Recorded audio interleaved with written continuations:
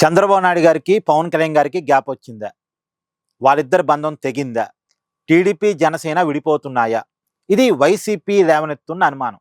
ఈరోజు సాక్షి ఛానల్‌లో కూడా వాళ్ళిద్దరి బంధం తెగింది అని చెప్పేసి ఒక వార్తను చాలా పెద్ద ఎత్తున నడుపుతున్నారు.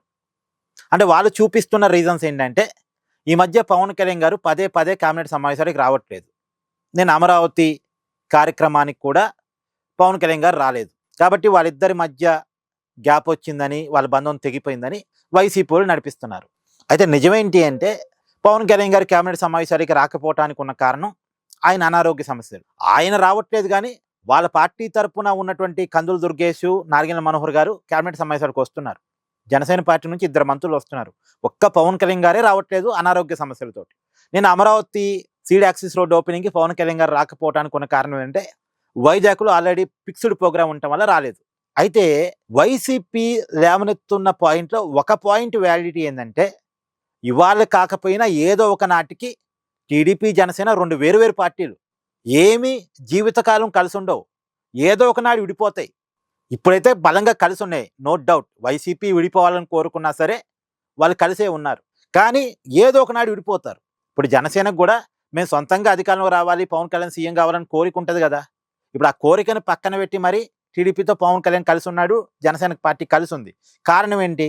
వైసీపీ అధికారంలోకి వస్తే రాష్ట్రంలో ఒక విధ్వంసం నడిసిద్ది అనే ఒకే ఒక్క నమ్మకంతో జనసేన టీడీపీతో, బీజేపీతో కలిసి ఉంది. ఎవరికైనా అసలు ఏ పార్టీతో కలవకుండా సొంతంగా అధికారం కావాలనే ఉంటుంది. కానీ ఆ కోరికలు పక్కన పెట్టి మరి ఎందుకు కలిసి ఉన్నారు వీళ్ళు? వైసీపీ వ్యతిరేకత అనే ఒక అంశం కాడ. అది ఫస్ట్ వైసీపీ అర్థం చేసుకోవాలి. ఎందుకు ఇంతమందికి నేను వ్యతిరేకమయ్యాను అనేది ఫస్ట్ వైసీపీ సమీక్ష చేసుకోవాలి. ఎందుకు పవన్ కళ్యాణ్కి వైసీపీ అంటే అంత కోపం? ఆ పరిస్థితులకు వైసీపీ ఎందుకు దిగజారింది? నిజానికి విజయసాయిరెడ్డి ద్వారా 2019 ఎన్నికల కంటే ముందు జనసేనతో పొట్టు పెట్టుకుందామని జగన్మోహన్ రెడ్డి గారు కబురు పంపించారు. పవన్ కళ్యాణ్ గారు ఒప్పుకోలే. ఎందుకంటే అప్పటికే పవన్ కళ్యాణ్ మీద వైసీపీ విపరీతమైన దాడి చేస్తూ ఉంది సోషల్ మీడియా ద్వారా. ఇక 2019 నుంచి 2024 మధ్య అయితే మరి దారుణం, మీకు తెలియంది కాదు ఇక. సో వ్యక్తిగతంగా పవన్ కళ్యాణ్ అంత టార్గెట్ చేసి, ఇంకోవైపు రాష్ట్రం వైపు చూసినప్పుడు రాష్ట్రం కోణంలో కూడా రాష్ట్రాన్ని నాశనం చేశారు వైసీపీ అధికారంలో ఉన్నప్పుడు అనేది పవన్ కళ్యాణ్ గారి భావన. సో ఒకవైపు ఏమో పార్టీ పరంగా పవన్ కళ్యాణ్తో పెట్టుకోవాల్సినంత గజ్జి పెట్టుకున్నారు, పెట్టుకోవాల్సిన గిల్లి గజ్జాలు పెట్టుకున్నారు. ఇంకోవైపు పవన్ కళ్యాణ్ గారికి వైసీపీ పరిపాలన నచ్చలేదు, వైసీపీ ఆలోచన తీరు నచ్చలేదు, వైసీపీ పరిపాలన నచ్చలేదు. కాబట్టి విడిపోయిన టీడీపీతో కలిసి వైసీపీని ఓడించాలని డిసైడ్ అయ్యారు పవన్ కళ్యాణ్ గారు. ఆయన టార్గెట్ వైసీపీ ఉండకూడదు, వైసీపీ ఆలోచన తీరు మంచిది కాదు, అది ఆ పార్టీ ఉండకూడదు అనేది పవన్ కళ్యాణ్ గారి లక్ష్యం.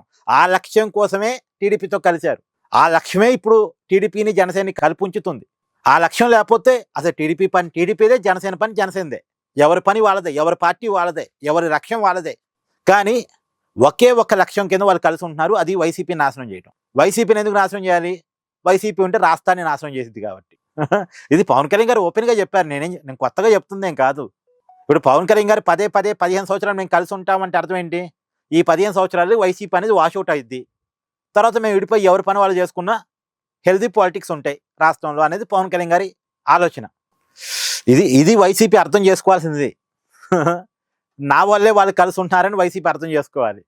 సో ఇది వాస్తవ రియాలిటీ. సో వైసీపీ కోరుకుంటే టీడీపీ, జనసేన విడిపోవు, అది సాధ్యమయ్యే పని కూడా కాదు.